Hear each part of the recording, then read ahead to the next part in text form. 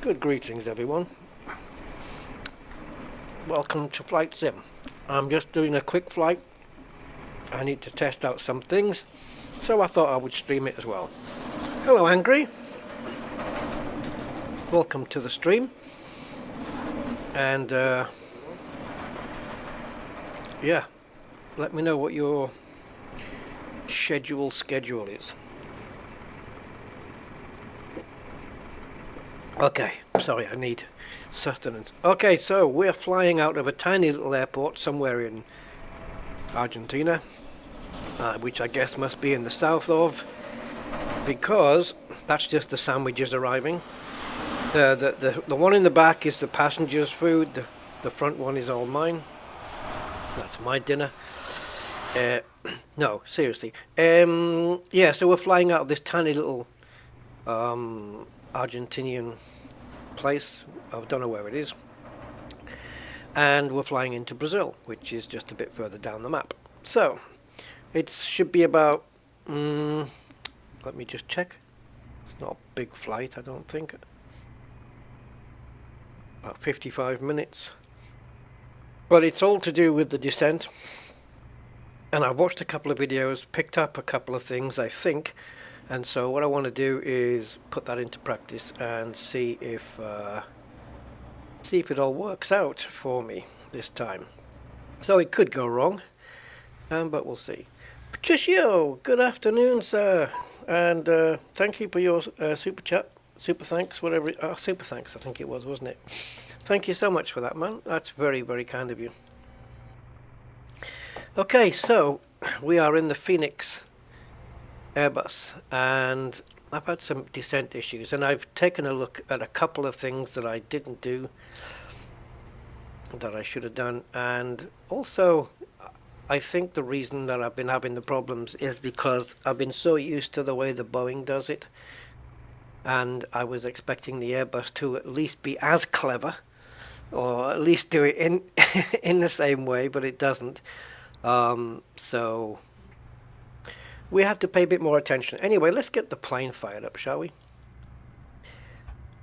I can't see if the batteries are on or off. They're on. I hope they haven't been on all this time, because we're going to lose a bit of power there.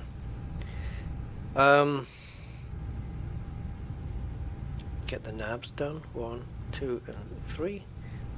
And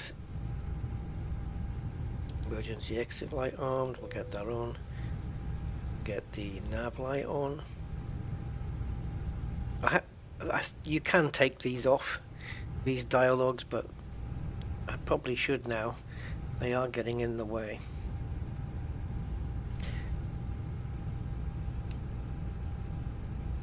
Okay, that's good. Batteries are reporting us off now. There we go. Not quite sure what that was all about. Oh, thanks, Patricio. That's very, very kind, very helpful. It's all good motivation. Okay. So we have to wait at least 7 minutes for the alignment here. I thought I had it up set to do it faster, but apparently not. So we're flying out of... Look at this airport. It's tiny, guys. Oh, there was a couple of planes here. I don't recall them leaving, but yeah, this is it. I have no idea where it is, but if you're in Argentina, this is the control tower. If you're in Argentina, you might be able to know what this is, or even be able to pronounce it. Where is it? That. It sounds like something from Shooting Stars. Iguazu. If you don't know what Shooting Stars is, you won't know what the hell I'm talking about. So yeah, we are here.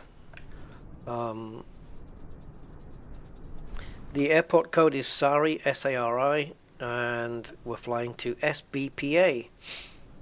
All I know is it's Argentina and Brazil. I didn't take notice of the names of the airports, if I'm honest. So that's our plane. We're flying Aerolíneas, which is basically airlines, Argentinian or Argentine Airlines. So let's get everything here. I just want to have a look on Navigraph. So my flight, I'm going to import the route from SimBrief. So here we are. Mayor, is that Don Carlos? I would say Mayor Don Carlos Eduardo something something something. I don't think it even says it on here, but maybe on the chart it'll say it. And we're flying to Salgado Filho International in Brazil, which is a slightly bigger airport than this one. But that's not too difficult, is it? So let me take a look here. Ground charts. That'll do. That'll do. I'll take that one. So we're flying out runway 13. So we're here, and we'll just make the nose left turn down onto taxiway Charlie, and then we'll get to here and probably have to do a turnaround there. We've got a good sizable runway, 3.3 kilometers. That's fine. And the course out is 131. Well, the heading out is 131. And we are arriving. No, that's not right. Go back. Back. There we go. We are arriving here. And on ILS runway 11. When I plotted the flight, I didn't even know if there was an ILS runway, but there is. I've got all my information I need here. So I think I will... Oh, now then. Unlike the fly-by-wire, can you pin it? I know you've got this. So if I do that, and then my arrival is... Where's my flight plan? My arrival is Mapsy. Is that on here? No. We've got a very strange route coming in, I think. It's just a direct route straight in. Mapsy. I don't know if it's even going to show up on here. On any of these. These are just RNAV approaches. Okay. Alright, no problem.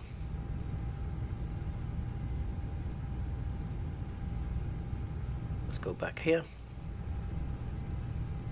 Pull the flight in on the tablet.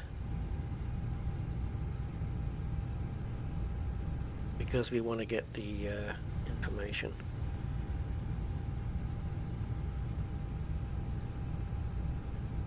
Is there a time difference here?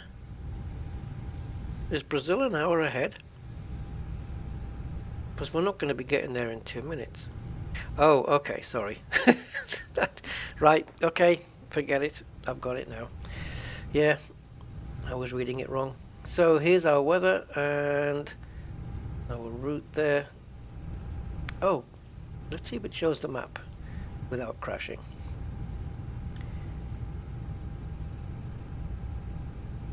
Yeah. Cool.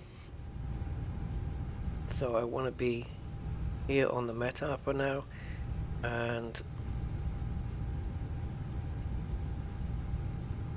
sure that's lining up with SimBrief. It is 130 passengers, 6092 block fuel. Cargo, it always gets this different. Cargo 1950, I've got 1785 here. I don't know why.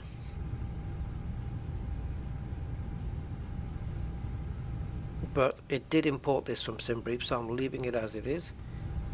And I'm not going to load the aircraft yet. It will be instant when it happens. We'll get to that. I'm going to make sure I load it before I do the performance information, otherwise it'll be incorrect. Do we have a message already? Company message. Of course we do.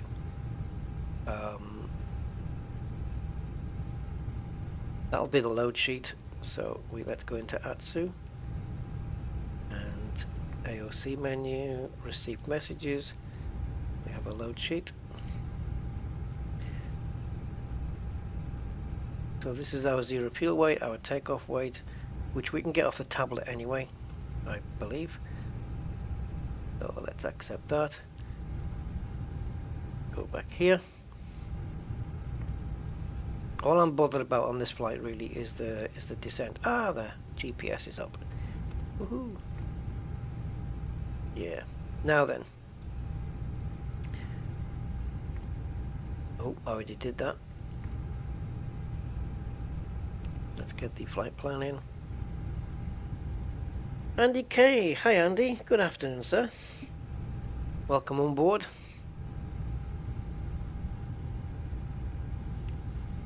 And the flight is Aerolíneas Argentina, so I've just gone with AEA. Flight 2627. And the cost index is 5. Cruising altitude, it did set it to 37,000, but I thought that was excessive, so I changed it to 25,000, and that means the sim brief has left out a couple of details, or it hasn't computed some details, so I hope that's not going to cause me problems in the flight. So yeah, 25,000 feet. I thought 37,000 feet was a little bit excessive for a flight that's less than an hour long, so I changed it. Because otherwise, by the time I reach 37, it's time to come down again, and I've not got time to plan the descent. So it didn't make any sense to me. So anyway, we are departing out of Sari on runway 13, and we're colon 1C. There it is, colon 1C. And let's insert that into the flight plan. And we're arriving here in Brazil on ILS 11. Gonna pick the Zulu. Now, stars, there isn't one. Unless you've got Mapsy here. No, you don't. We're not flying in via a star for some reason. But okay. Cool. Done. That's the flight plan in. And I'm going to switch to the plan mode and just make sure that everything is okie dokie.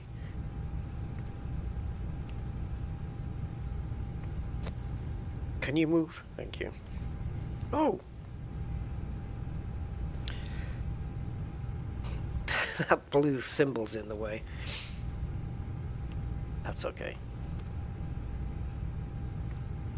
I want to have a look at the route in, because at this angle that we're coming down, it might be pretty straightforward. Okay, we have a discontinuity at Mapsy. Let's clear it and see if it'll just link it up. Okay, so that's the planned link up when I click to confirm it. There we go.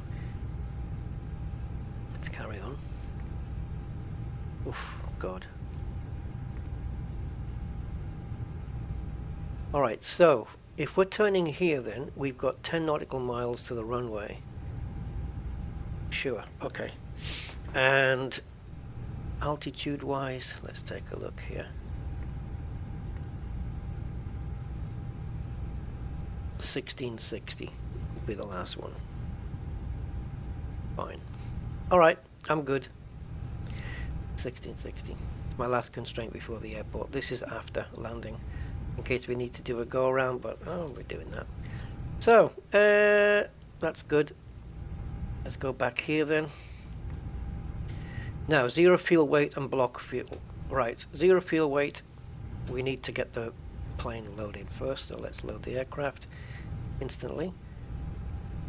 And that puts everybody on board. And all the fuel as well. So now the plane is at its correct weight. So zero fuel weight is 56.2 and the center of gravity is 30.4. So 56.2, 56.2, and the other one is 30.4. That goes up here. Cool. And our block fuel was 6.1, I believe. 6092. That's close to 6,100, isn't it? So 6.1 tons.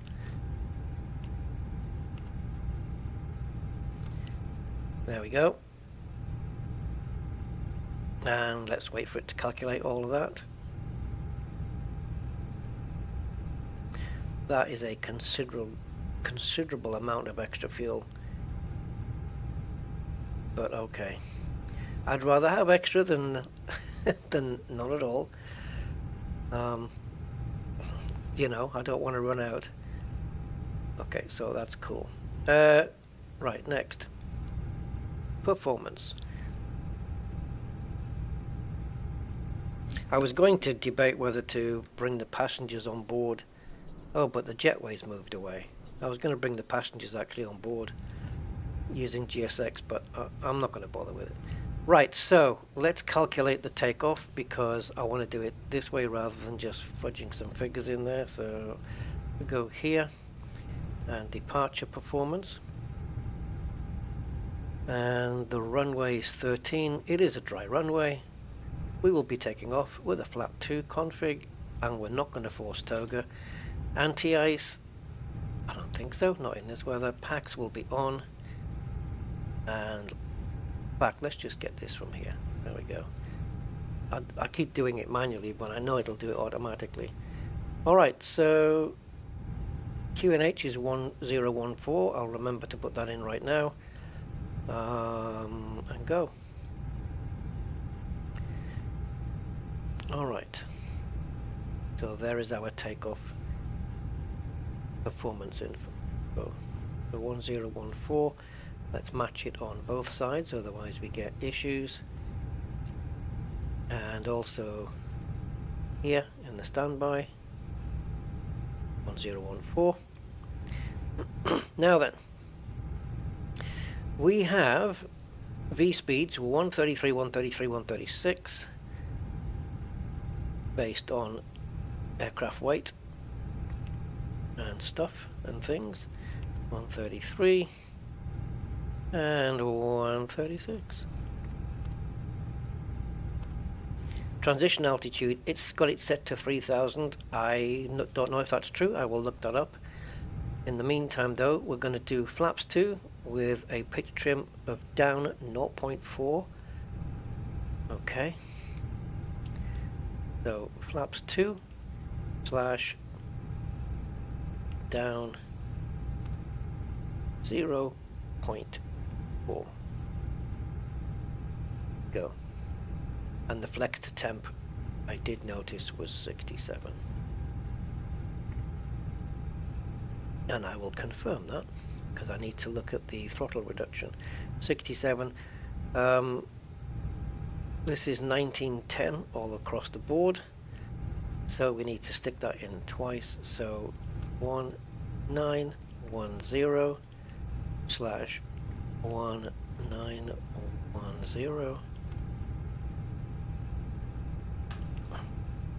and 1910, the engine out. Alright, that's all the information in as per the calculator, so I'm hoping it's right. And that's it. I think we're good to go.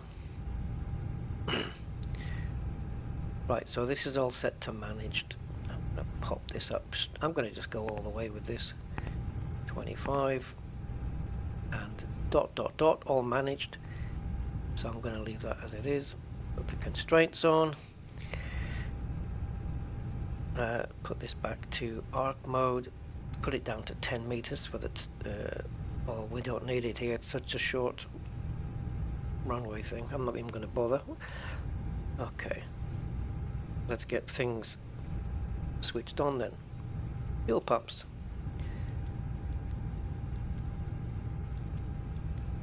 Fuel pumps are on, and beacon light on as we're about to start the engines. Seatbelt signs on for everybody. And I reckon, unless I've missed something out, I reckon that's it. So let's get the APU on. Go. I'll just wait for the APU to kick in. Halon, good morning. Welcome, welcome. So we'll just wait for all this, for the generator to power up. I hope this is not a indication of how windy it is. Okay, APU powering up. Now we can turn off the ground power because the plane will be powered by this generator. So the ground power powers up the APU, then the ground power can go off. Now the plane is powered by the APU, and then when we switch the engines on, the APU can go off because it's powered by the engines. Clever little system. Right, in the meantime,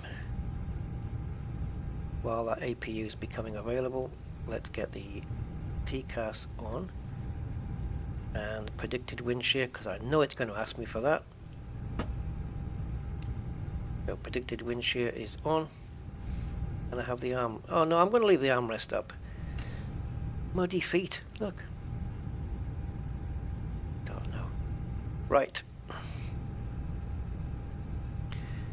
Okay, APU is available. We have another company message. What's that going to be? Another loadout sheet? No, yeah, let's have a look. Receive messages. There's another load sheet.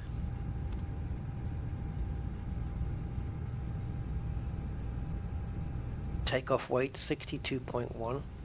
Well, the gross weight has not been put down here. I'm going to accept this. Passengers 130 plus 5 crew. Yep. We'll accept that. And back to here. Okay. Awesome. So far so good. Right, parking brake is on. APU is available. Seatbelts are no smoking. That's everything. Okay. I guess we can get pushback then, and it will be nose left. Yes, nose left. What have I missed out? I don't know. Probably something. I did a flight yesterday. No, I didn't. I let me rephrase that. I tried to do a flight yesterday from somewhere in America, and it was snowing, and visibility was bad. But I took off anyway, and sank it straight back into the ground again. So, I don't know whether it was that my throttles weren't calibrated, whether there was a gust, that the weather, maybe the weather was telling me I didn't pay attention. I don't know what was going on, but the plane lifted off the ground, and that was it. It just didn't have the power. It didn't have the lift at all. And we just fell back into the ground. And that was with this Fenix. So, before we go on this one, right, APU is on, so I do not need GPU anymore. I do not need chop. Oh, please tell me you switched. Yeah, you. Oh, I heard the air conditioning go off and I thought it hasn't switched over, but yes, it did. So we're going to check and make sure that everything is functioning. I know my throttle is functioning because I tested it before I switched the plane on. So we want flight control. Is that supposed to be... Oh no, I think we need hydraulics on first, don't we? Yeah. We might need the engine on first because it's all orange and I don't think it should be. Alright, let's get the engine on. See, these are things I don't really know. Patricio says, once when flying back from Cuba with my son who was scared we were going to crash, it was gate 13 and there was a band singing La Bamba. Oh, gate 13, right, the superstition thing. Hey, you'll have to tell me what airport you flew from and to, and maybe we can do the flight if it's not too long one. I don't mind doing up to like a 3-hour flight. I don't mind doing that. Cool. Alright, so I think we've got everything set up on here. So I'm going to stick on the APU bleed and the heat and stuff. Well, let's take a look. I want to just check the temperatures here because that's one thing I haven't checked yet in the meta. So temperature is, so hang on, we've got this, we've got variable clouds at 700 feet, great visibility, scattered clouds at 2400, broken clouds at 3400, temperature is 29 degrees. Yeah, it's hot. It's hot. I don't think we're going to need any de-icing or anti-icing. No, we don't. Alright, I just want to have a quick look on here.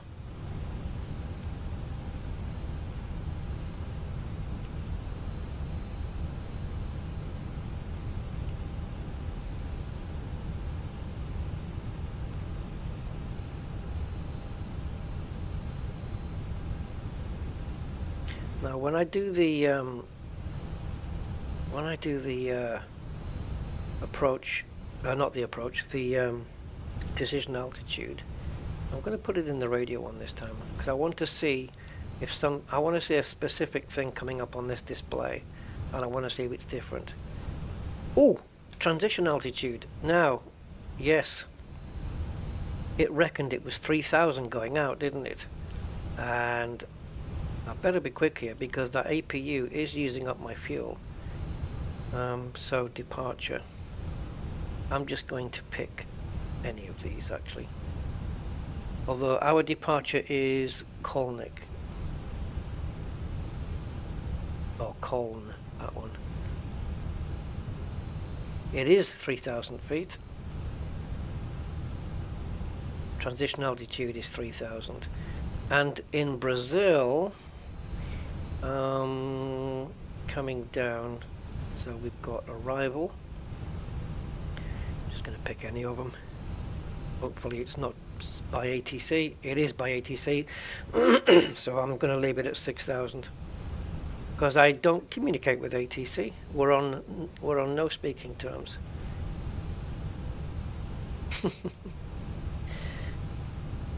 I have to get into VATSIM, don't I, really? Okay, I think we're ready to shoot off. So, why do I think I'm missing something? I know I've got a few more options to set, but...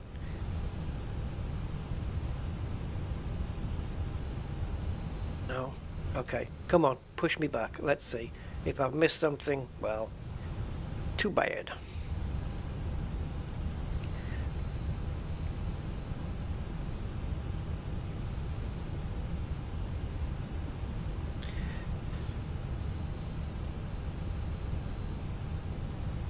$25,000, not 26.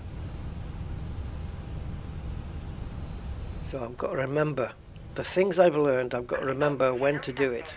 We are ready for pushback. How much fuel have we used up? 20 kilos.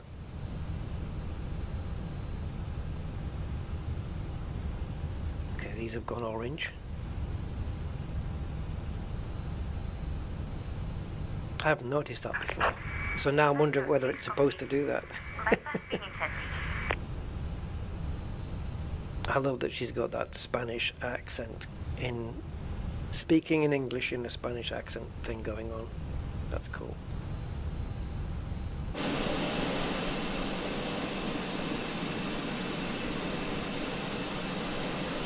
Now you'll notice, unlike the Boeing, the tow truck on a Boeing has the big metal shaft thing that connects to the wheel, where this one goes inside on the Airbus, you'll notice.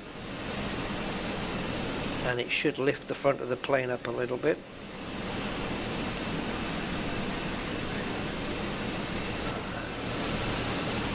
And there she goes.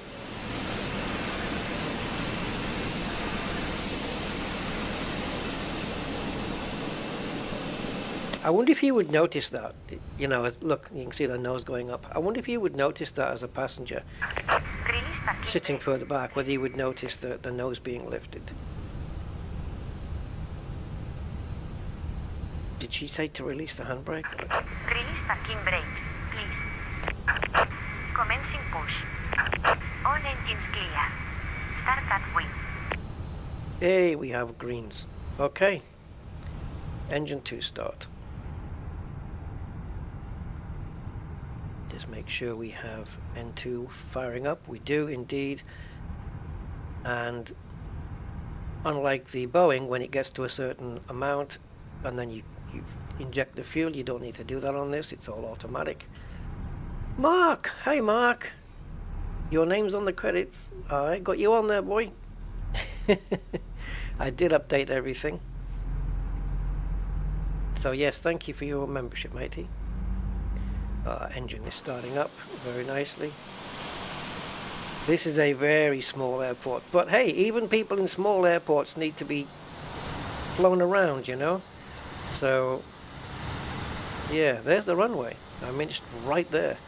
I don't know if there's a point to turn around. I'll have to check it. Okay, so that engine is good. Please set parking brakes. Parking brake set. Your confirmation for a good engine start. It's very Spanish, the way that the S's are pronounced. ES, start. Yeah, it's very, that's true to life. But a good engine start. Yes, so I think they're going to keep hold of my front wheel until I confirm with them. Makes for a short taxi. It does indeed, yeah. Very easy to find my way.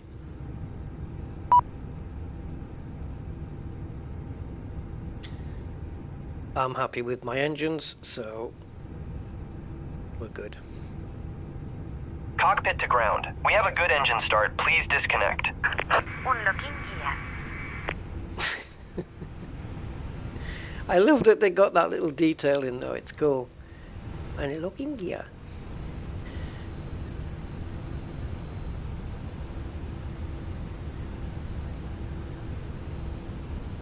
So, cataratas.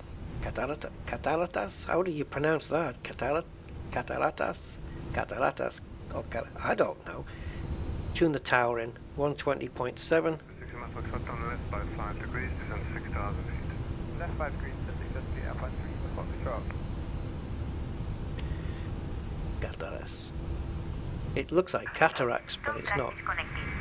Bypass pin removed. Removed. Bypass pin removed. Left is clear. Right is clear. Left is izquierda and right is derecha. She could have said it in Spanish, I would have understood anyway. I wonder if you can change the languages though. I don't think so, right? It has to be English universally, right? Okay, so I hope I've done all my homework. I haven't looked at my final approach chart yet, but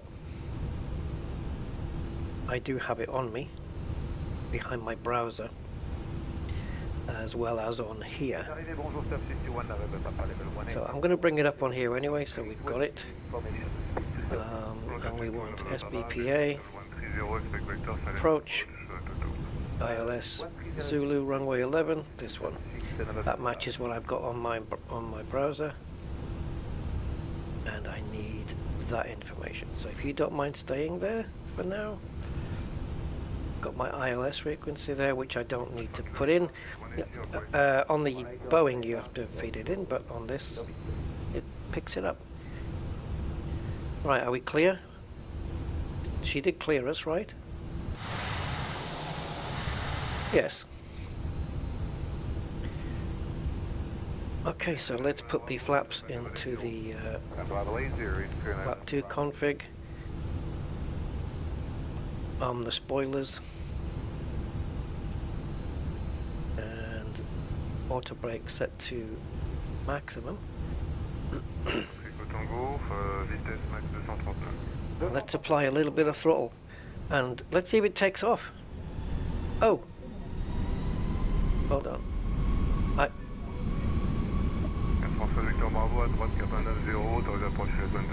I forgot to do my little hydraulics test thing. We better bring the plane to a stop here. Actually, I'll do it at the runway threshold. Doesn't matter. It's not the threshold, Rusty. It's the holding point. Yeah, that.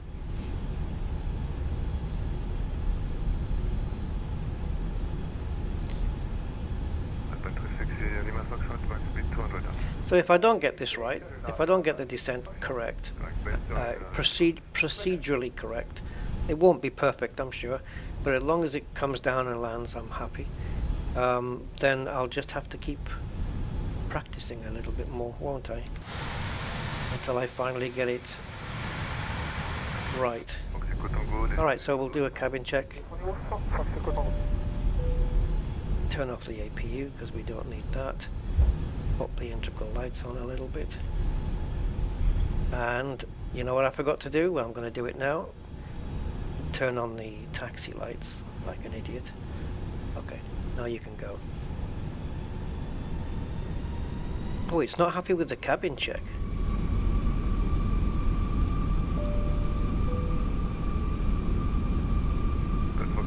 I don't know why, but anyway, we'll just run a takeoff config.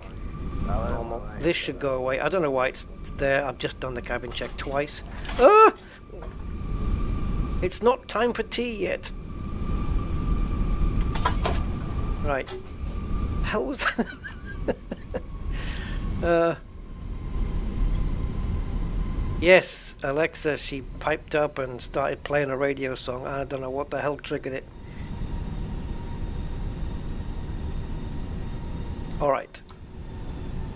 So, handbrake is on. Handbrake, parking brake. So, let me just test my flight controls here because I want to make sure they're all going to the extents. Because if they're not, then we got trouble. It looks like it's fine, doesn't it? Ailerons are fine. Rudder is fine, and the elevators are fine. So, look at the temperature, man. It's a hot one. And there's the gross weight. It's only gross because it's fat on fuel. Okay, flaps 2 set. Parking brake is on, so we'll take that off. Actually, before we do, let's go and set the landing lights on because we're about to go onto the runway. I'm not sure whether you're supposed to actually get on the runway first and then do that, but is there a turnaround point up there? Let me just have a look. Because I'm unfamiliar with the area. Yeah, there is. It's a tight one. You see how it's extended out on the right hand side? I saw that and I just wanted to go da-na-na-na-na-na-na. You know, the Saint? Yeah, no, never mind. Right, so yeah, there is a turnaround point, but it's going to be tight. But you can see this taxi line here as it goes round. But these planes have got very, very good steering locks, so it shouldn't really be an issue. Because if not, I would have just turned left here and used whatever runway we had here. If I can, oh, it won't do it on here. Yeah, I could just use whatever runway we had here, but I'm going to need all of that, I think. Maybe we should do a flaps 3 takeoff. I don't know. Flaps 2 should be enough. What the hell? Let's go. I mean, we've got, what, 3.3 kilometers? It's 3,300 meters, so it's plenty. Should be plenty for this. A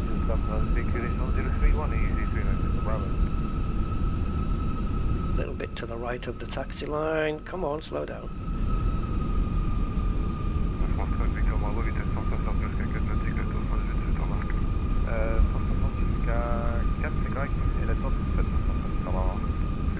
Should be smack in the middle of that line. Yeah, we are. Where did that yellow taxi line go that we saw from the outside? Excuse me. Oh, there it is. Just very, yeah, very old paint.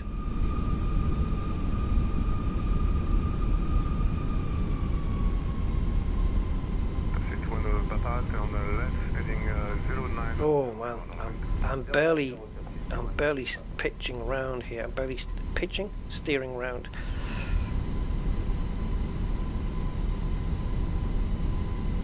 Look at that piece of cake, no problem. Because if you think about it, the front wheel is actually turning fully 90 degrees and just completely rotating the plane around. Okay, I think we're lined up on the line. Yeah, man. Okay, let's go to Brazil and enjoy the ride and hope it all works out right, because I've done everything I've done everything right, I'm sure. So we're flying straight out and we're taking we'll stick in the autopilot before the turn, I imagine. Okay, let's feed some power in. Release the brakes. We're stable, so push.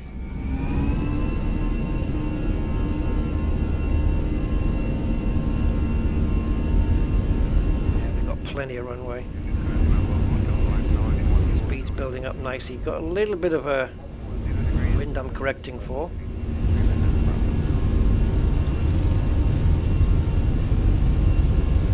There's V1, there's rotate. Let's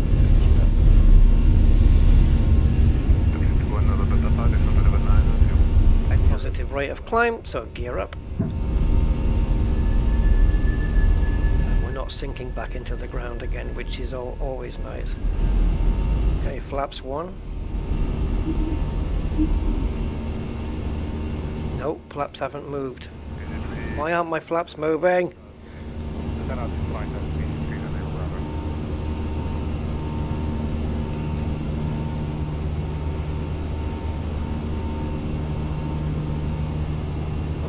What the hell's going on with the flaps?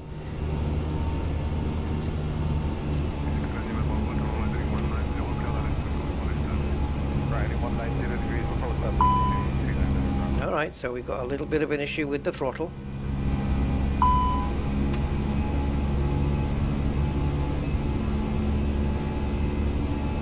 Okay, it's not responding to my flaps, so I'm having to do it manual. Let's feed in the autopilot while we work out what the hell's going on here.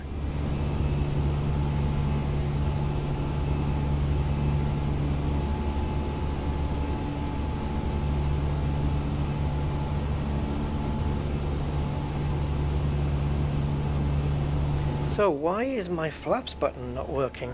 I noticed it wasn't working because when I went to flaps 2, it wasn't showing on the flaps display here. Let's get rid of this. Yeah, not showing at all. I'll have to have a look at that, because I'm kind of going to need it for the oh, come on. Oh, these buttons, they play with you, you know.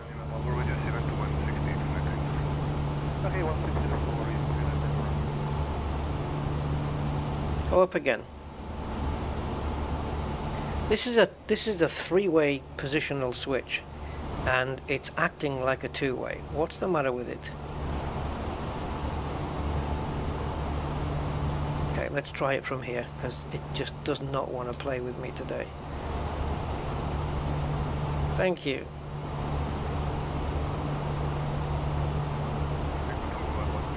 Right, let's take a look at this flap switch.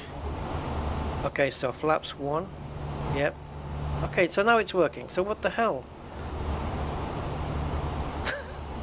What was that all about?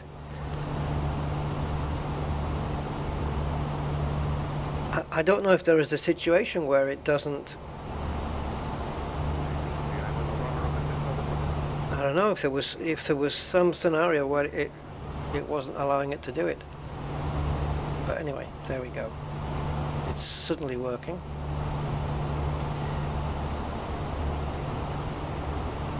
Okay.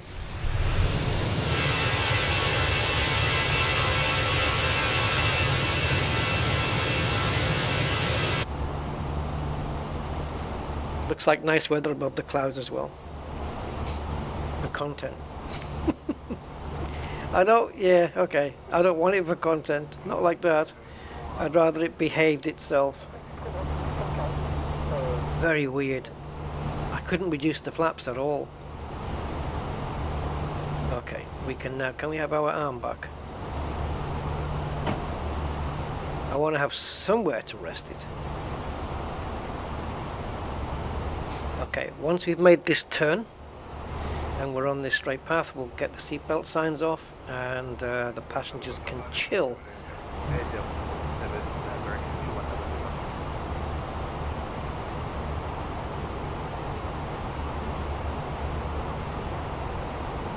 Talking of the passengers, there aren't any. Let's just pretend that there are.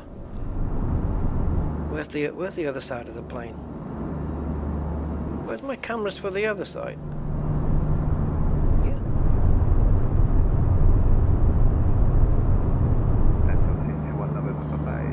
That's if you're sitting on the engine. I like this seat in a real plane, where I sat when I flew out of Gibraltar and back. No, just out of Gibraltar. Ridiculous. I like watching out the window. I don't particularly like to fly, but if I am going to fly, I want the window seat and I want to look out and yeah, see the world. Okay, so seatbelt signs are off. Screen is nice and clear. No messages, nothing.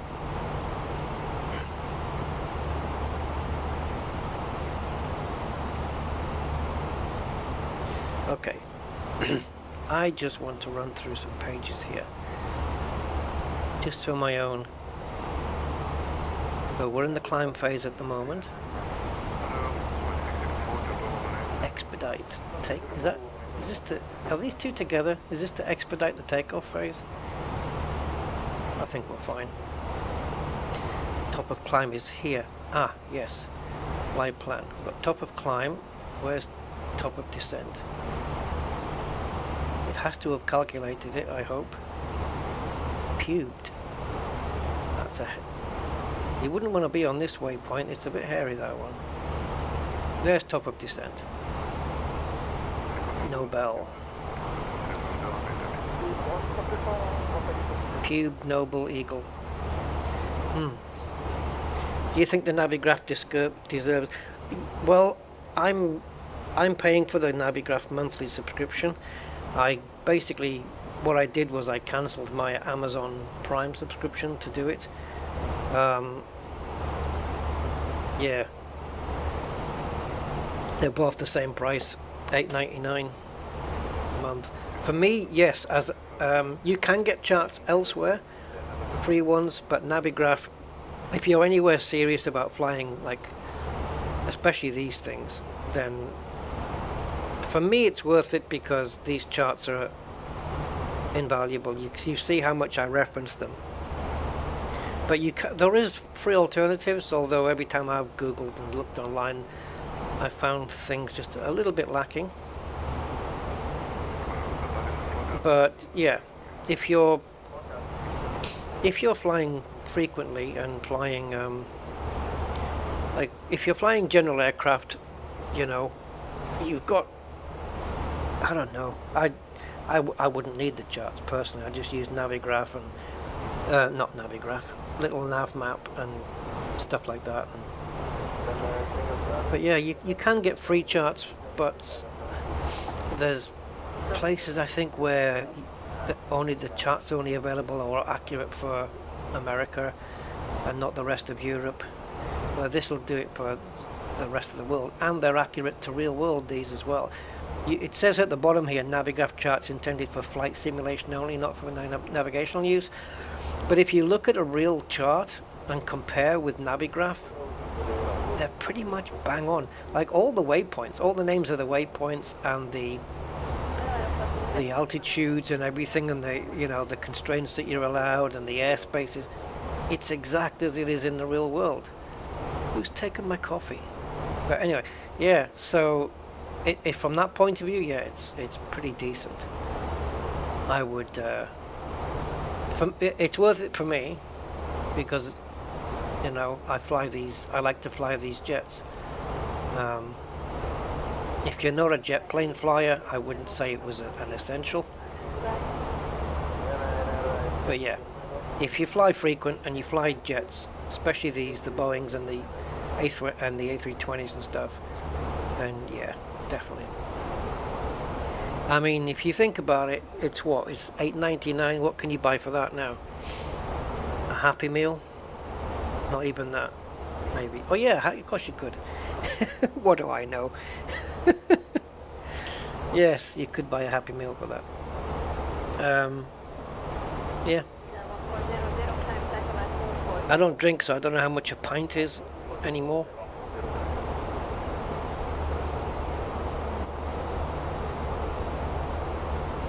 But yeah, I've had no regrets getting it.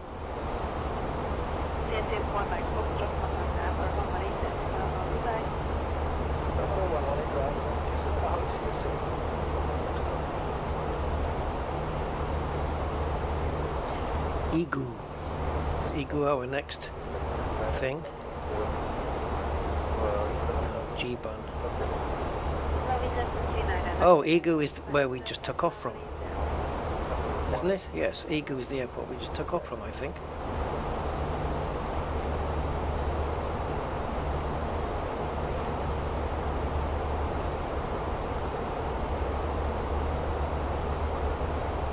Remember it was called Iguaza or something like that? Or Iguza?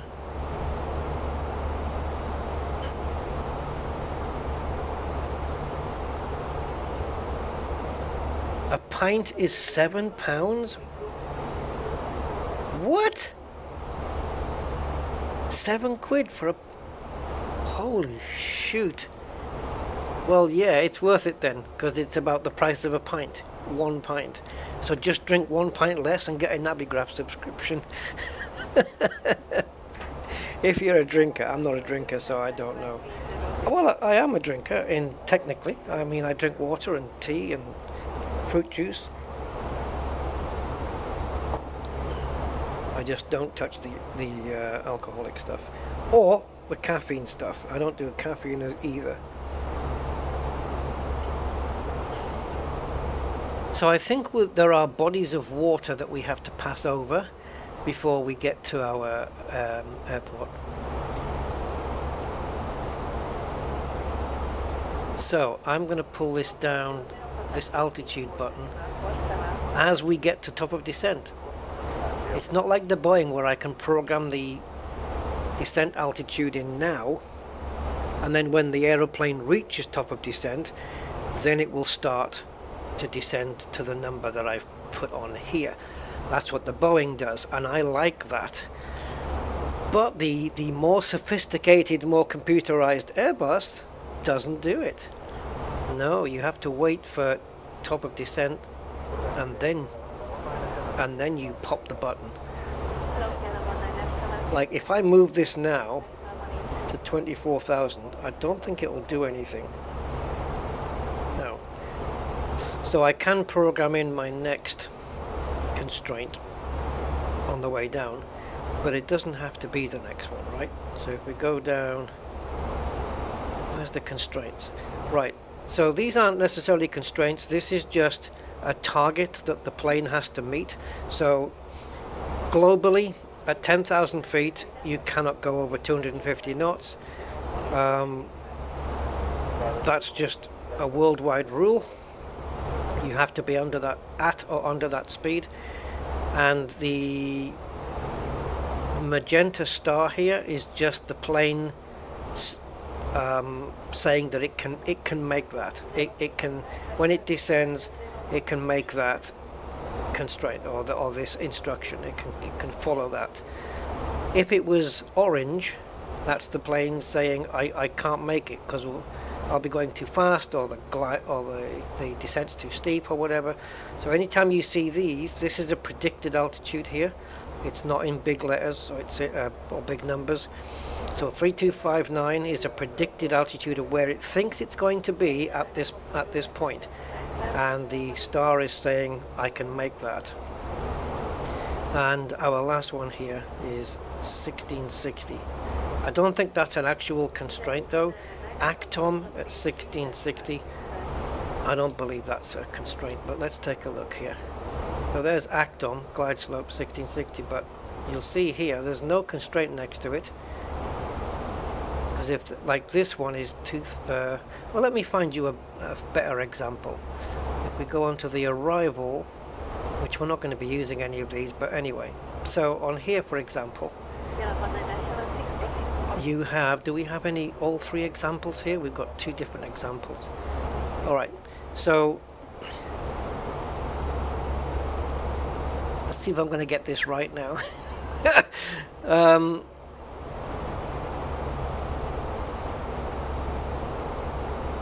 Okay, I'm probably going to get this the wrong way around now.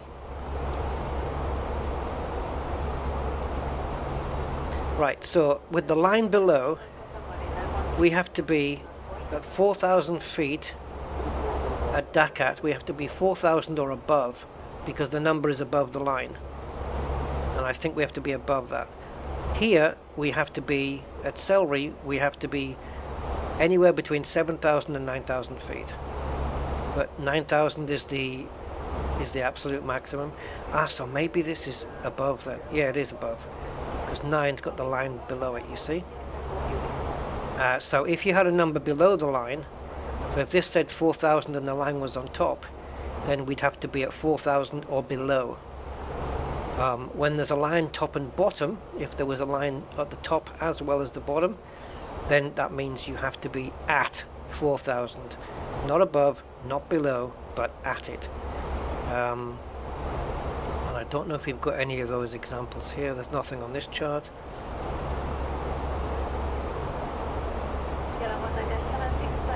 No.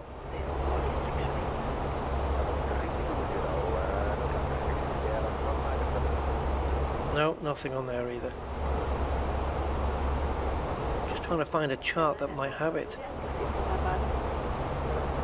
The ones that are specific to a single altitude though, they all seem to be above or below. Oh, here we go.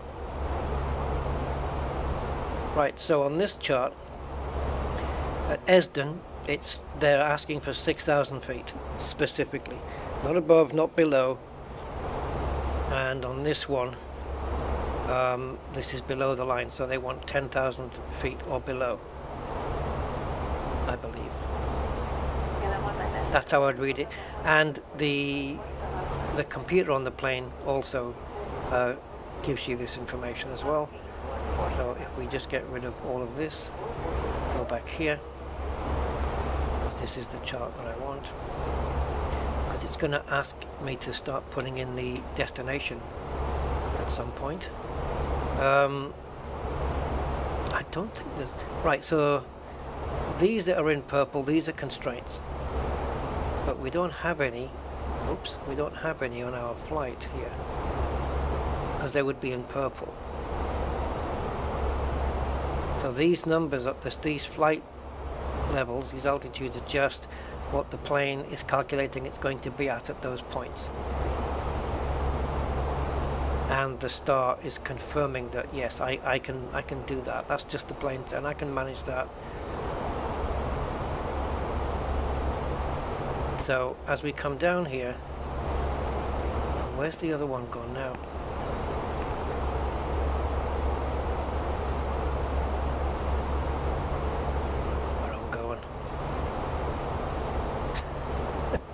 I'm losing myself. I'm pressing the wrong freaking button. Right, here we go. So top of descent, noble going up or down? Down, so we want to go this way.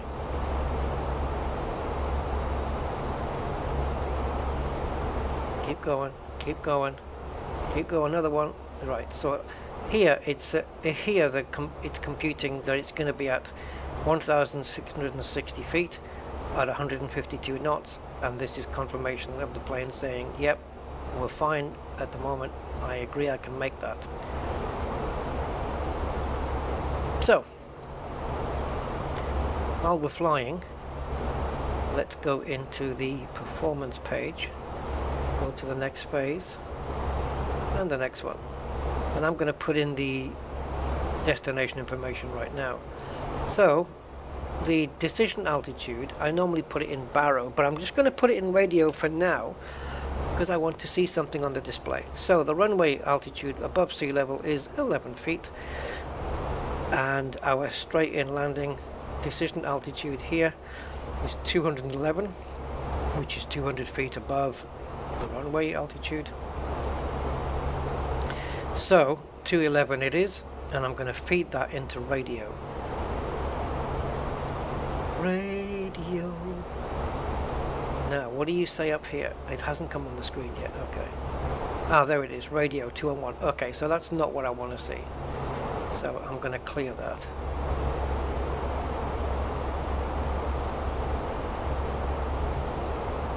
Put it there. Now it comes up as baro. All right. So it's not showing what I was hoping it would show. Right. Q&H then for I tell you what, let's request, we can get it off the tablet, but let's request the weather from the computer here. So WX weather request, and I want it for, I guess I just need it for my destination airport, so that is SBPA.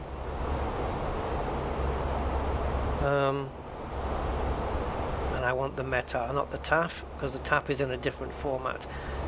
I don't need the TAF at all, so let's send that. And then we'll eventually get a company message on here. I don't think I've even tested the printer on this plane. I've done it on the fly-by-wire, but not this one.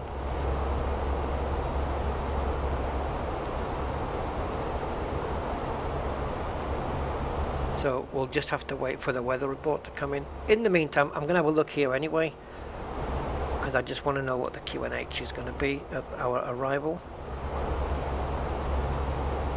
1015. I'm hoping to get a company message on here very soon. I don't know how long it takes, but I'm not used to waiting this long.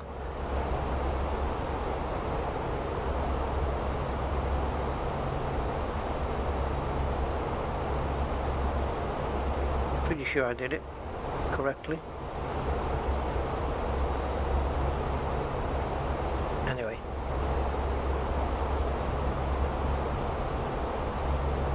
See, it's already asking me to enter the destination data. So, let's go do that.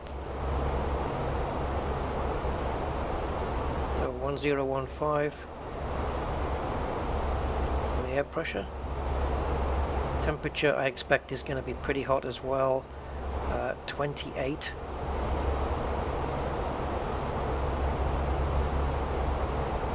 Wind information is 110 over 9, 110 degrees, 9 knots. That's cool, that's a nice calm breeze there. Flight level, I'm just going to leave it as it is. We've got that in already.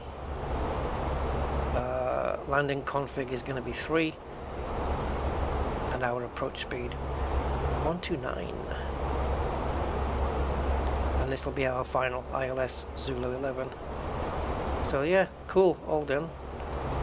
No company message yet, so I don't know if it's working or what, but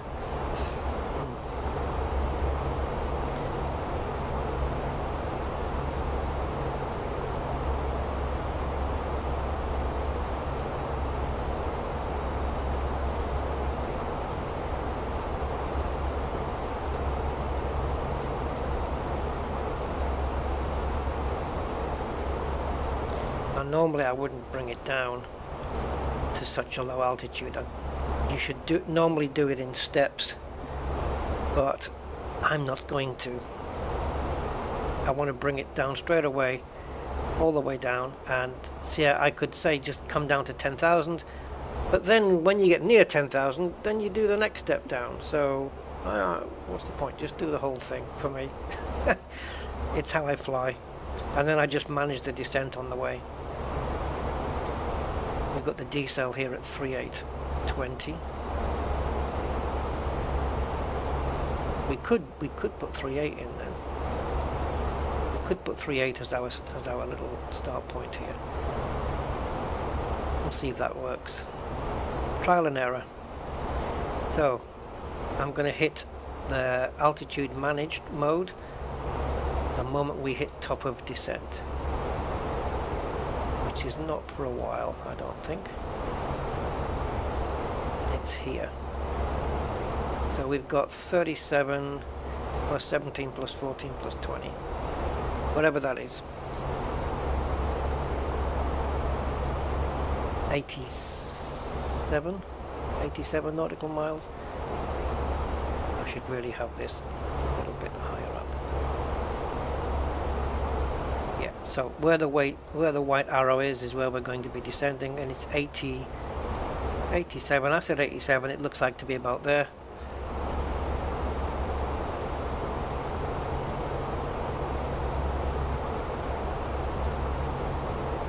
I wonder where the best range is when you're in flight. The pilot said it to 40 or 80. I guess it depends on how busy the waypoints are, right? Yeah, so I don't know what's going on with the weather information, unless I needed to press that button that I had. There was a button, yeah, this one, message.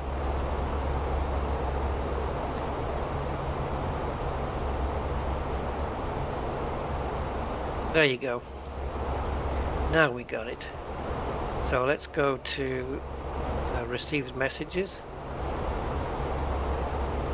and we got weather data, and this is our airline operations. Let's have a look at this one.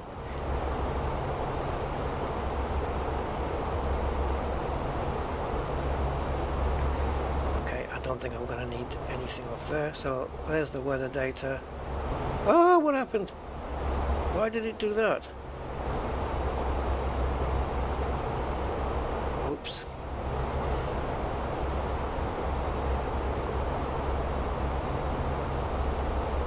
It says weather data viewed, but I haven't viewed it. You're lying.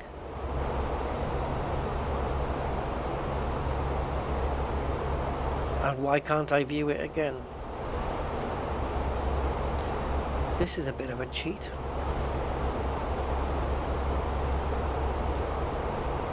Received messages. So in the load sheet, we can see that again. Weather data. Nope, it's just kicking me out.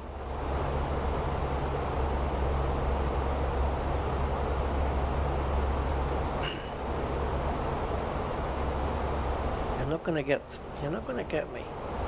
But it actually might. So weather request S B P A. Go. Meta, yes. Send.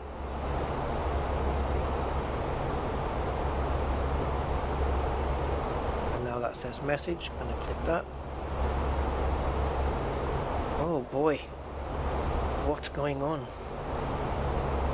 This is a Fenix, man. It should be doing it. Weather data viewed. I don't think so. It's supposed to show it on this screen. Okay, I guess we're not going to see it, and therefore we're not going to be able to print it out.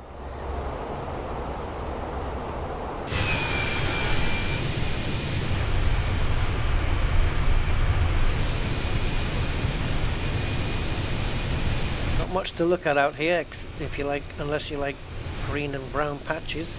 Oh, there we go. We have a big town. It's probably somewhere I can't even pronounce.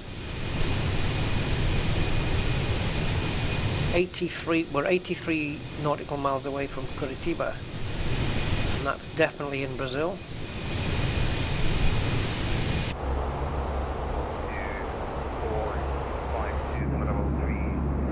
The only reason I know that Curitiba is in Brazil is because so many UFC fighters come from there. From Curitiba in Brazil. Right. I want my other side. Where's my other side? I keep forgetting which cameras I've assigned to these wings. Got a nice low rumble from the engines when you're in that seat.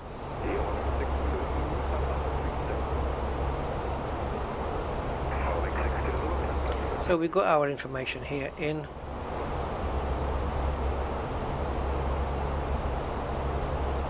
Glide slope at 6.9 miles.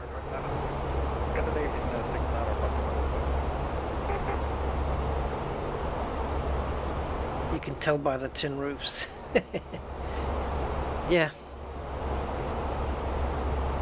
In fact, if I launch little nav map, it might tell me what that town was. It's just behind the plane now. Let's see how long little nav map takes to launch.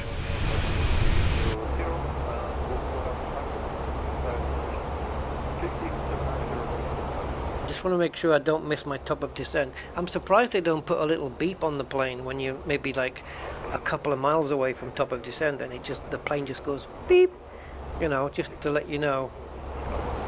I'm surprised it doesn't have something like that, but because otherwise it's just literally depending on you keeping an eye on it. Okay, so it looks like from the map here, the town is São Luís Gonzaga. Oh, Passo Fundo. Passo Fundo is the name of the town. I just quoted one of the boroughs there. Oh, you've heard of Metropolis, right? Well, Passo Fundo has Petropolis as a borough in one of its suburbs there. Yeah, Passo Fundo. And we've got some mountains coming up apparently, according to the little nav map now.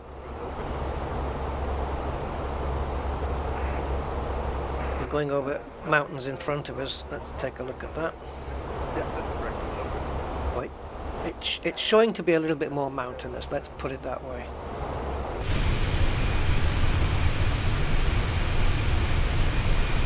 Yeah, I suppose you could argue it's not quite as flat, so but we're too high to worry about that. I am going to put the terrain on though for the descent and stuff. I mean, we have a good visual of it anyway, so we're not gonna. We can see there's no mountains in the way, but it's nice to look at. So there's top of descent coming up, and just as we hit it, I'm gonna hit my descend button. Descend now. Now I had two things to remember. I remembered one of them. What was the other thing? Oh, this. Yeah, it's this. Yeah, this.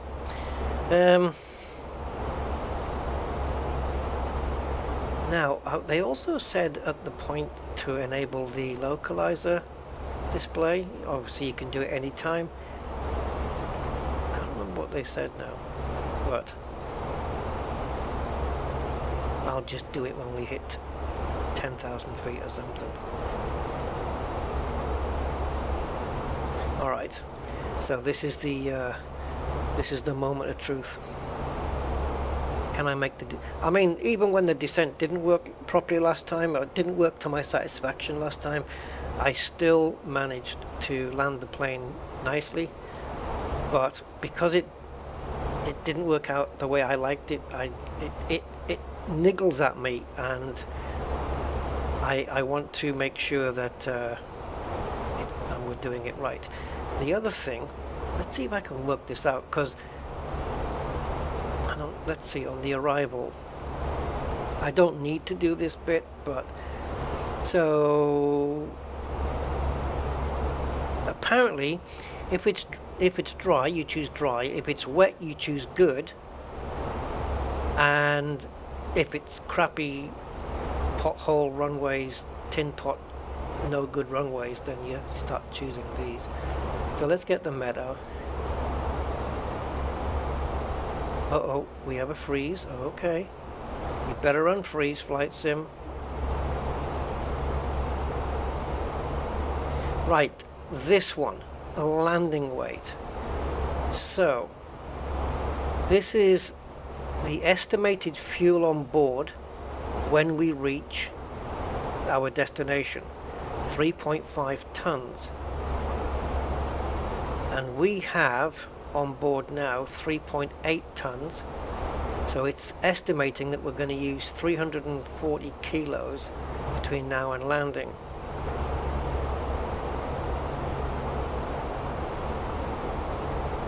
So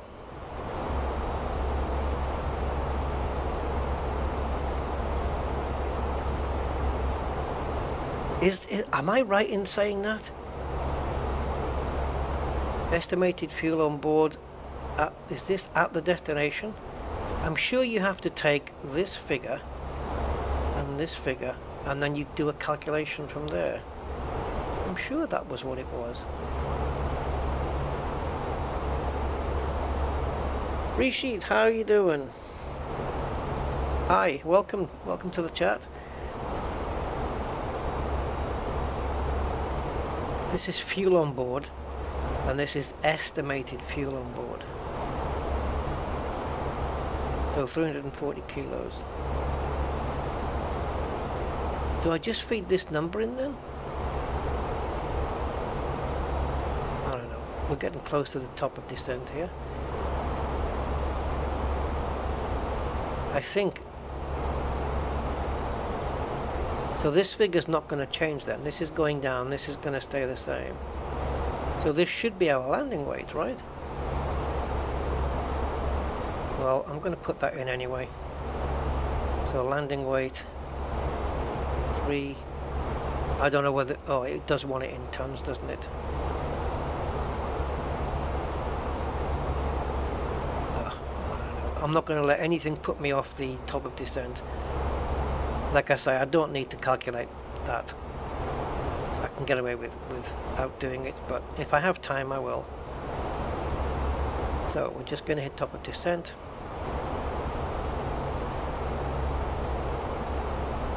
And I'll begin descending.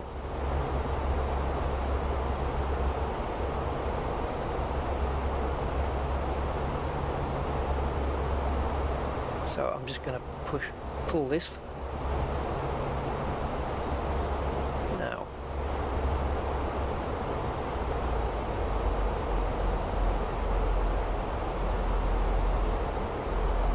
Alright, so I don't know what the hell it's got on here. I find this to be a little bit I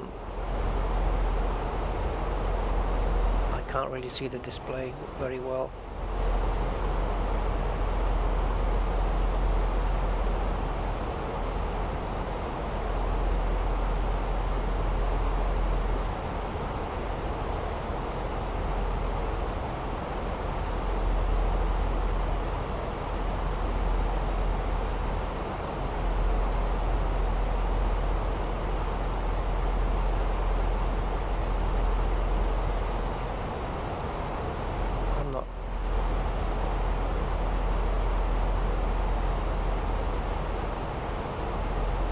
I'm not sure about this.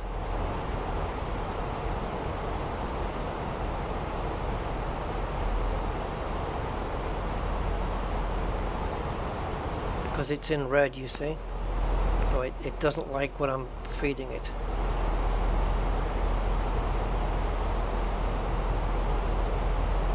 Despite that I've done this many times. Dry, it's got the runway.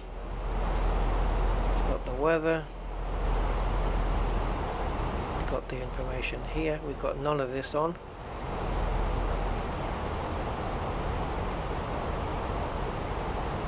clear this out. See what it says. I don't think it'll go back. Oh, it does. Oh, landing weight. God. Right. Really stupid. Right, so the gross weight right now is, I wish it was 60,000. So 60,000.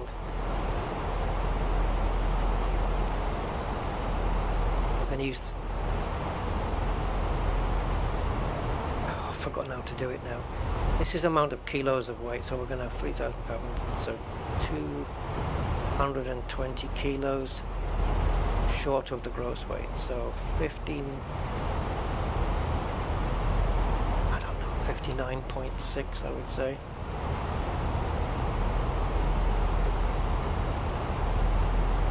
See, we're already in a situation. No, that's incorrect. Okay, I'm not bothered. I'm not bothering with it because we're already in a situation where we need drag. And it looks like we're coming back up on the flight path okay here. I've got, this is the part I need to concentrate on, and if I allow the tablet to distract me, then I'm going to start messing up, so we can't have that. But I want full focus on this.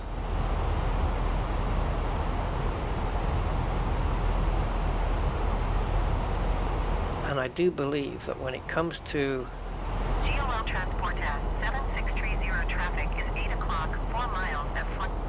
when it comes to descent, the speed brake, you're only allowed to go halfway. But I've got a button programmed which puts it all the way down, but we can manually take care of it if we need to. So as long as we're on profile here, with that green dot right there, we're good.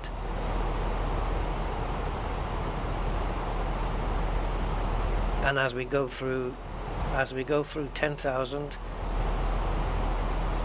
we can arm the speed brakes, the auto brakes, and turn the lights on.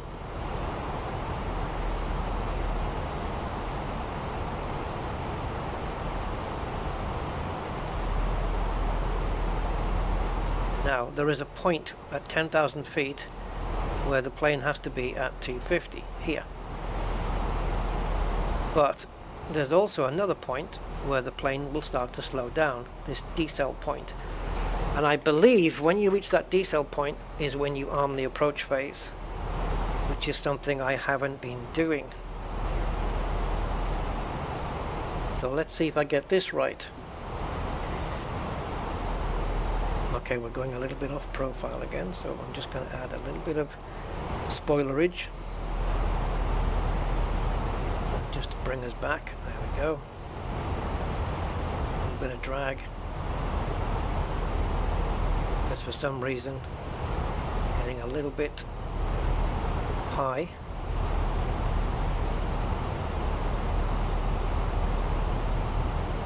It says more drag still. Okay, well, all the way then. Why is it staying so high above profile?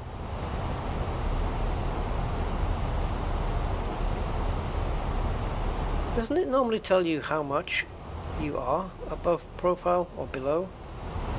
Have a little number next to it? I thought it did. But okay, we're coming back on now, so I'm not panicking yet.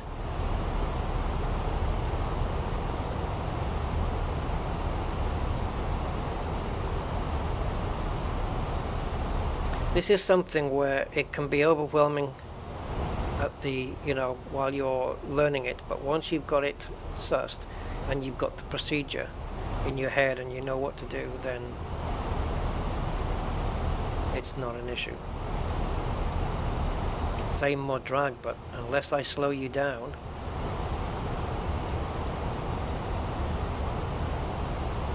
I'm still above the profile here, but not by too much, but the drag message has gone away now. But I'm going to keep the drag on because we are still a little bit above the profile, but not by a lot. It's within acceptable limits, I would say. Okay, so we've just gone through 10,000 feet, so let's get the lights on. Don't you start zooming on me. Come on. No, do the seat belts then. No, it doesn't want to do that one.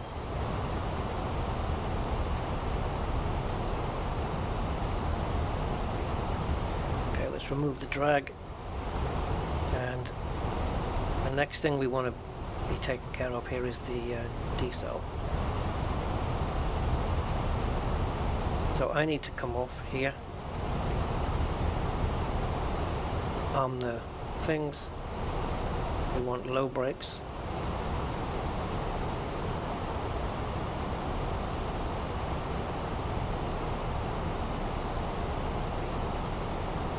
Still on profile.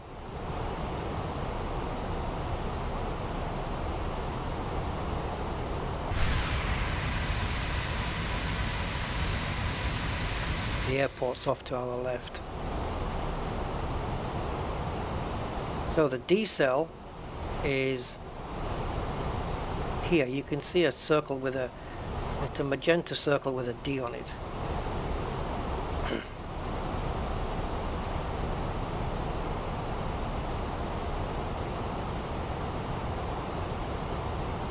So I'm going to configure for a flaps 3 landing. Oh, did I just turn that off? Oh, on. There you go.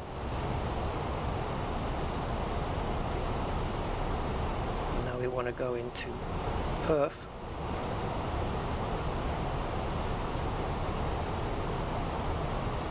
Come on, we're a little bit above the profile again, but we're a little bit above speed as well.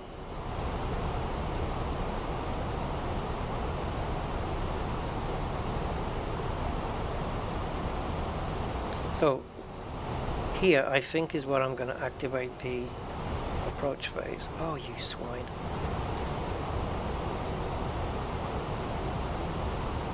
Okay, we definitely are going to need drag now then. So the ground spoilers, I'm going to have to arm them later.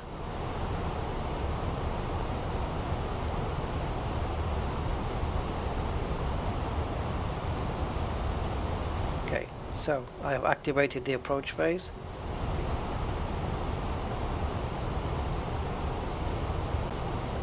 I'm going to bring in the localizer here. And as we make the final turn, we'll activate the approach mode, which is different from the approach phase. I just want to get myself back on profile.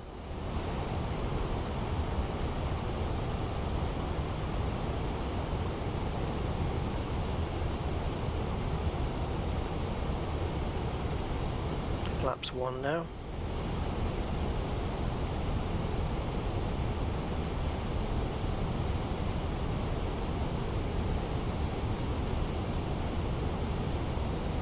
Flaps 2.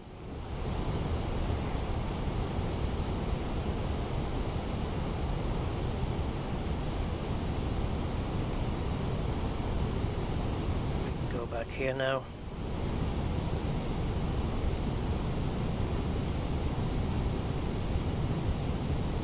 So I would say around just before we get to Actom, I want the gears down.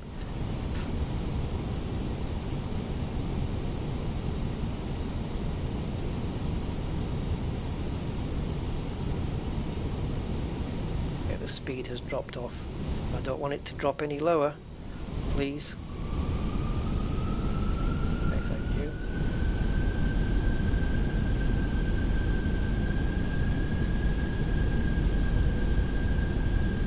There's the airport. Let's hit approach mode.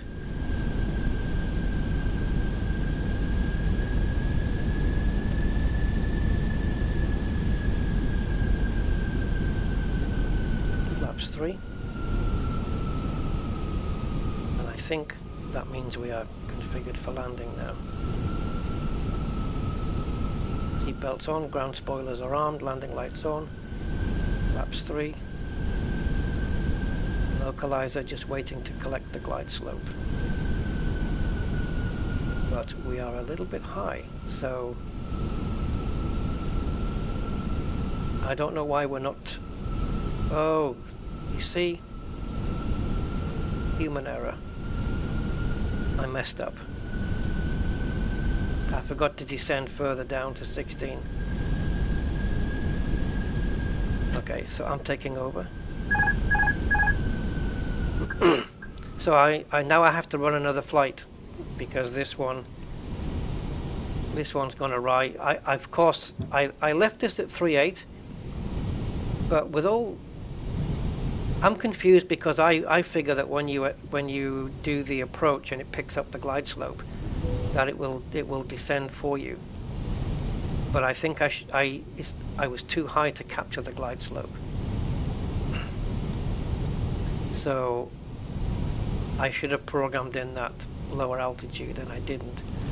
I forgot. So that means that this flight is no good to me, and I want to run another one.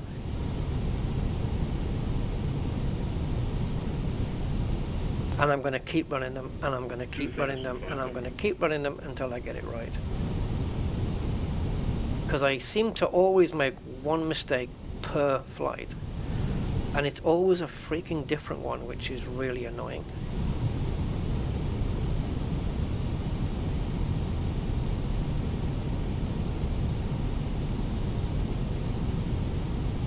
So I'm having to fly this in myself visually now.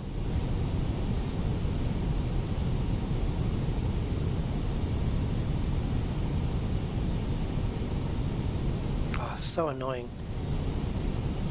I think I had everything else right, I just had the altitude stuck on 3.8.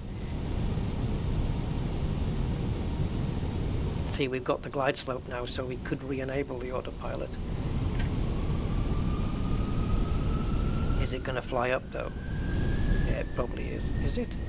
I don't know. If it starts to ascend,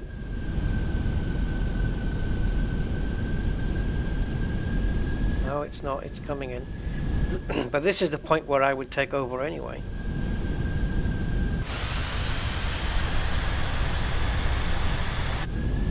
$500.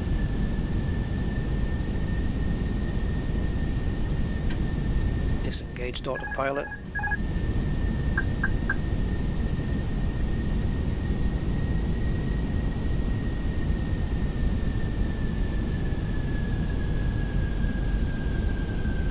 Where's the puppy lights? 100 above.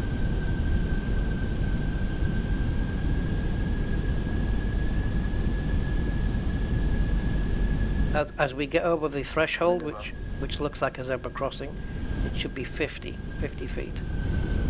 100. 50, 40, 30, 20. Retard. I should have retarded already, but it had to tell me. Now we're floating. 10, 5. Get the nose down.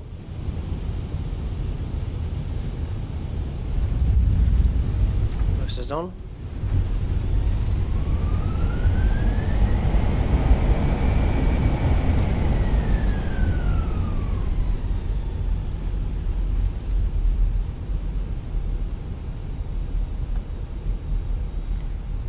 A little bit floaty on the way in, but it doesn't really matter anymore because the descent was...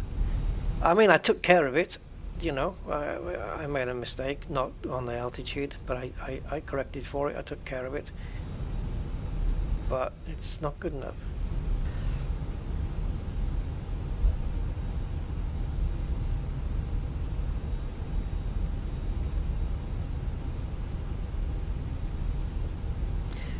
Right, it's so awkward, these landing lights. To turn them off while you're moving, I can't do it. Some people can, but I can't. I wonder if there's a keybind for that. There will be. Now I don't know where I'm going here. Ground Argentina 320, request taxi to the gate. Go ahead. Yeah, we have to change runway Argentina information right now. 320 So it will be taxi to runway gate 2 24 for using you. taxiway Bravo. And Alpha 13, you can make a left turn for taxiway Alpha and... Taxiing to gate 2 via taxiway Bravo Argentina 320. Transavia 37 Bravo, you are re-clear. Well, Sierra depart it is what it is. 4 and the claims walk. Freaky, deaky dude. Hey, Freaky. Welcome to Brazil.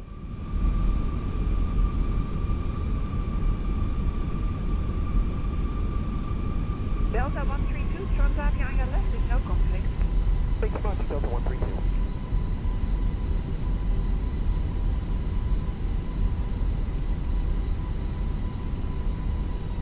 And Transavia 3 Alpha. 3 Alpha? Yeah, new clearance for you, ready to copy? Stand by,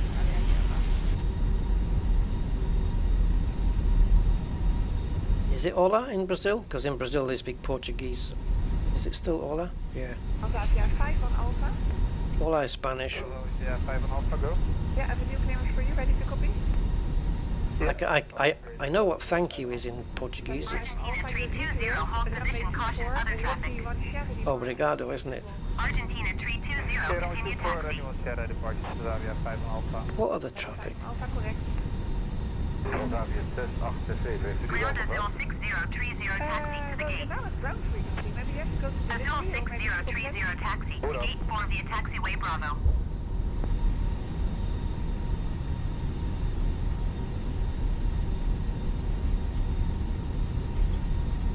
Taxiing to gate 4 via taxiway Bravo Azul 6030.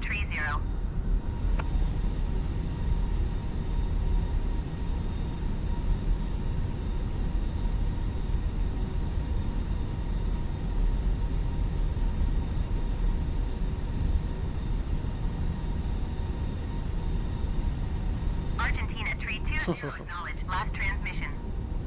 Oh, we're going in. Whoa, whoa, whoa, whoa, whoa, whoa, whoa, whoa. There's my parking. Do we have to go in sideways or what? Why are you... Okay. Alright. Okay, I'll follow you. I'm sure you know what you're doing. Argentina 320, acknowledge last transmission. Oh, sorry. I don't know what you said. Roger, Argentina 320. See, look at the turn you've got me on now, you pellic.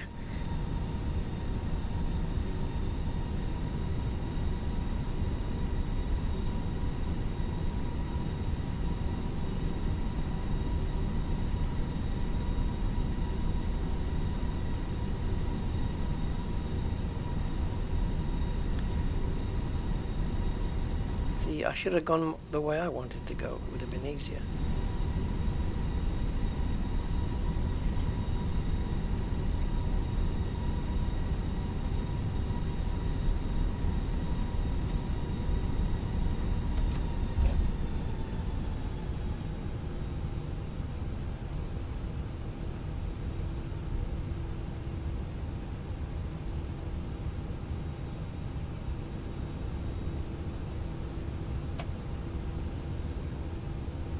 Right, just waiting for the APU to be available.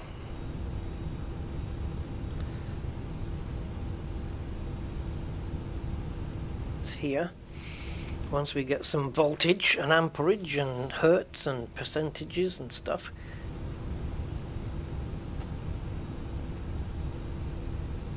It's nearly there. Nearly there. Awesome.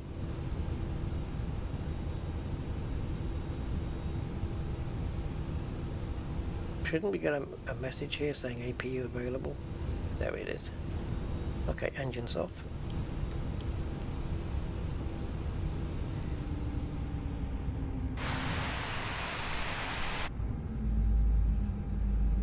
Get these people off my plane.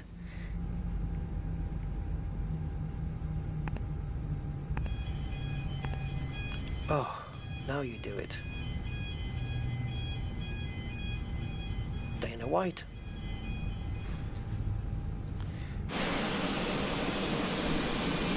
Porto Alegre Airport. GSX is not playing.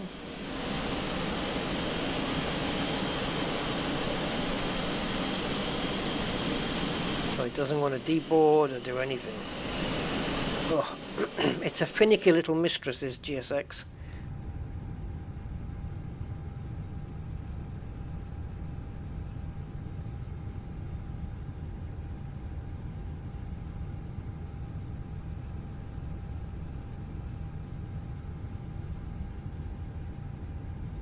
So deboarding is taking place, so we should see, I think the front empties first. And then we get to the back. So this number should start to go down then, because we've told it to deboard. There we go. People are getting off the plane, and the center of gravity is moving accordingly.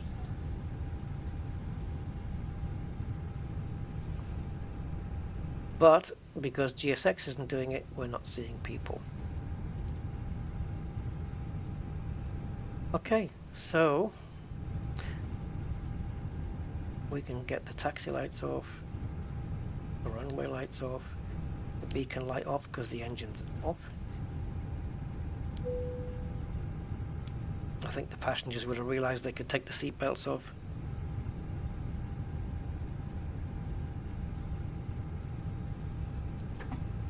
Get external power on.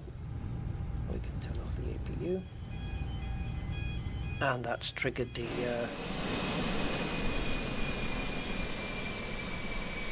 is that a disconnect? Look at this. It's disconnected. There's nothing from here to here. Oh dear. Microsoft. This is why we buy third-party airports. All these jetways are like this. Even mine. It doesn't have a corridor. I'll have to look on flightsim.to and see if there's an airport for SBPA. Oh, cargo planes. Oh, I've done these. I've done cargo variants of these before. Back in the day, I used to use the airline manager thing, you know, where you had a company with employees and stuff. I'd probably have to reinstall that. And I wonder if just by using my login details, it'll remember all of my staff and all of my planes that I've got. Anyway, I'm going to shut this thing down now.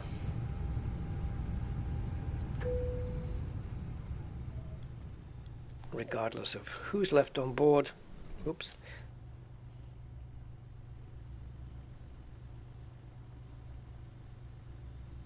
Now, to power this off, you click and hold. Is there a power button somewhere? I can pull the charging cable out, but then I've got to wait for the battery to run down. The battery will start going down now, because the battery is actually simulated. Yep. I don't know how to turn the pad off. I actually don't know.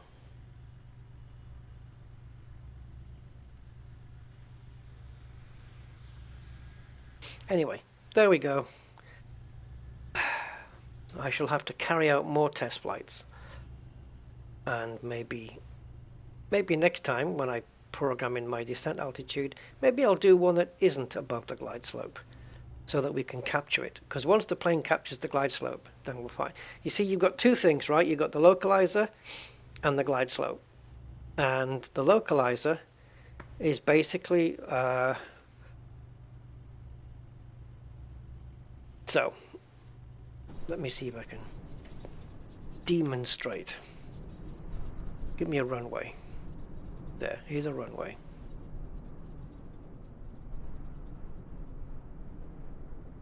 Okay, so you're an aeroplane and you're coming towards the runway, and as long as the plane knows where it is on the GPS system, then it can pick up the localizer, and the localizer will tell it where it is in relation to the runway this way, left and right. Right, so the localizer will allow the plane to line up with the runway here.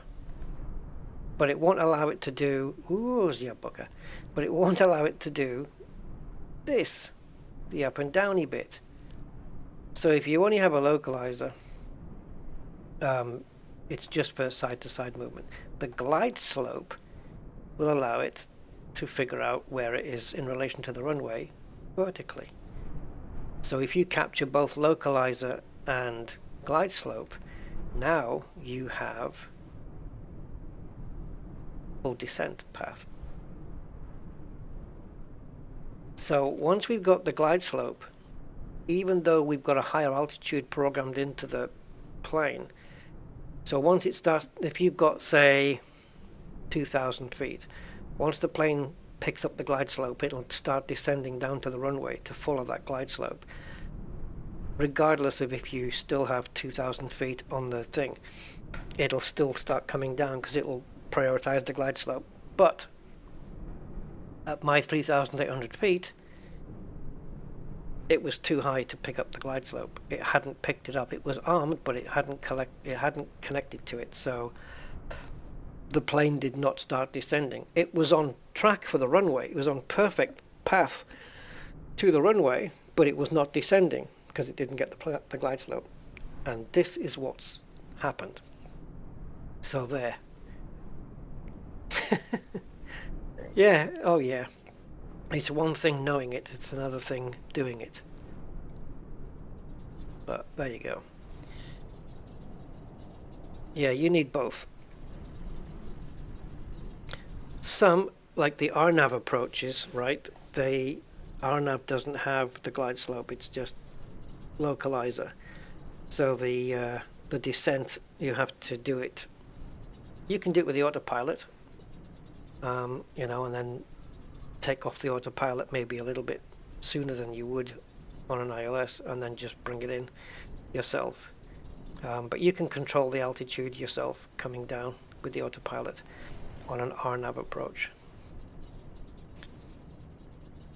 I think, anyway. Anyway, alright, thank you guys for watching. I appreciate your company as ever, and I will catch you very soon. So until then, bye for now.